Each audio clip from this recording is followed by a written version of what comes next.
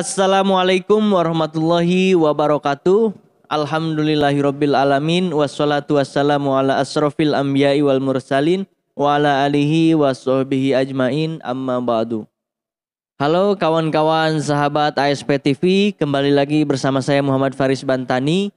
Semoga kawan-kawan yang menjalankan ibadah puasa selalu dalam lindungan Allah Subhanahu wa taala dan semoga aktivitas yang kawan-kawan sedang kerjakan dapat menjadi ladang pahala dan dapat menjadi ladang rezeki.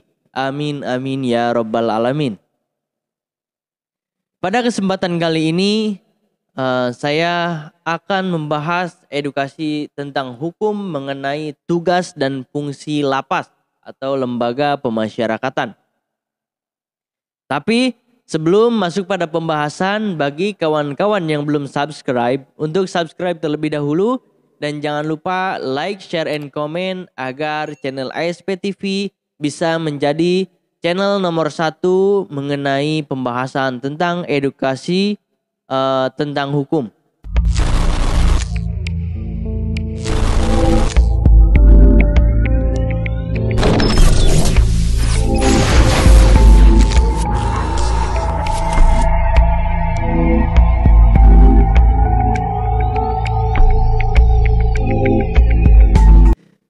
Terima kasih bagi kawan-kawan yang sudah subscribe. Masuk pada pembahasan. Pengertian lapas tercantum dalam pasal 1 angka 1 Undang-Undang nomor 12 tahun 1995 tentang kemasyarakatan yang menyebutkan bahwa pemasyarakatan adalah kegiatan untuk melakukan pembinaan warga binaan pemasyarakatan berdasarkan sistem kelembagaan dan cara pembinaan yang merupakan bagian akhir dari sistem pemidanaan dalam tata peradilan pidana. Jadi lapas adalah penegakan hukum terakhir, yaitu pelaksanaan eksekusi bagi para pelaku tindak pidana yang telah divonis pidana penjara oleh majelis hakim. Tugas pokok lembaga pemasyarakatan yaitu mempunyai tugas melaksanakan pemasyarakatan narapidana dan anak didik. Fungsi dari lapas untuk melaksanakan tugas sebagaimana dimaksud di atas, lembaga pemasyarakatan menyelenggarakan fungsi. Ada 5 fungsi. Fungsi yang pertama yaitu melakukan pembinaan narapidana dan anak didik. Yang kedua, memberikan bimbingan, mempersiapkan sarana dan mengelola hasil kerja. Yang ketiga, melakukan bimbingan sosial atau kerohanian kepada narapidana dan anak didik. Yang keempat, melakukan pemeliharaan, keamanan, dan tata tertib lembaga pemasyarakatan. Yang terakhir, melakukan tata usaha dan rumah tangga. Adapun tujuan pemasyarakatan tercantum di dalam pasal 2 Undang-Undang nomor 12 tahun 1995 tentang pemasyarakatan.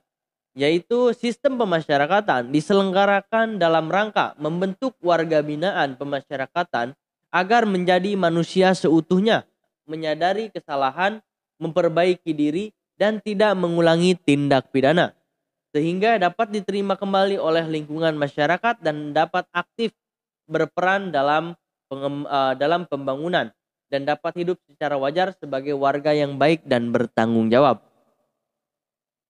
Namun tidak semua narapidana bertobat atau berubah setelah melakukan pembinaan dan kerohanian di dalam lapas.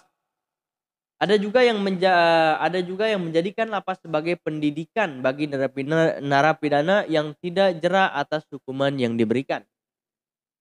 Contoh, misalnya ada seorang narapidana pemula yang melakukan tindak pidana pencurian.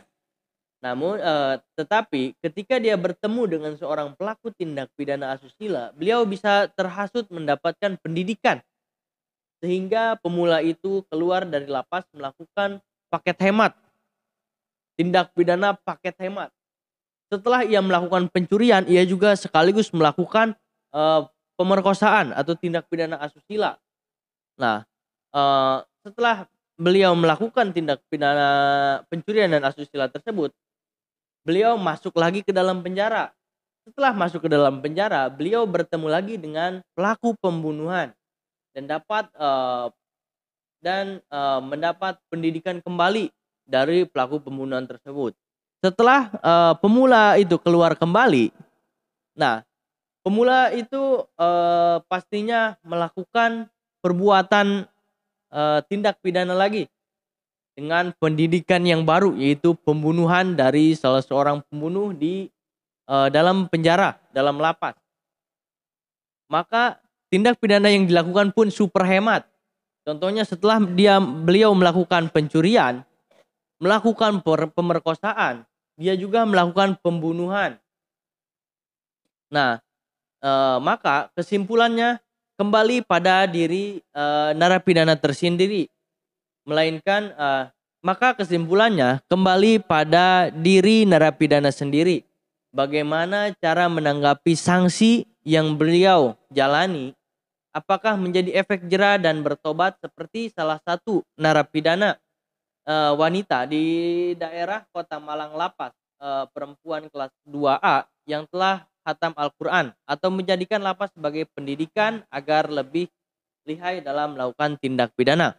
Maka seharusnya seorang yang melakukan tindak pidana pemula dan seseorang yang melakukan tindak pidana berat itu harus dipisahkan agar pelaku tindak pidana pemula tidak dapat tidak dapat terhasut oleh senior-seniornya di lembaga pemasyarakatan. Mungkin cukup sekian dari saya. Sebelum kita menutup, mari kita mendoakan agar kawan-kawan kita, saudara-saudara kita yang berada di lapas selalu dalam lindungan Allah Subhanahu wa taala, dan semoga masyarakat warga binaan yang ada di lapas dapat bertemu kembali bersama keluarganya ketika perayaan Hari Raya Idul Fitri. Amin amin ya robbal alamin. Mungkin cukup sekian dari saya. Kurang lebihnya mohon maaf. Wabillahi taufiq wal hidayah. Wassalamualaikum warahmatullahi wabarakatuh. ASP lapor, kami hukum, jauhi hukuman.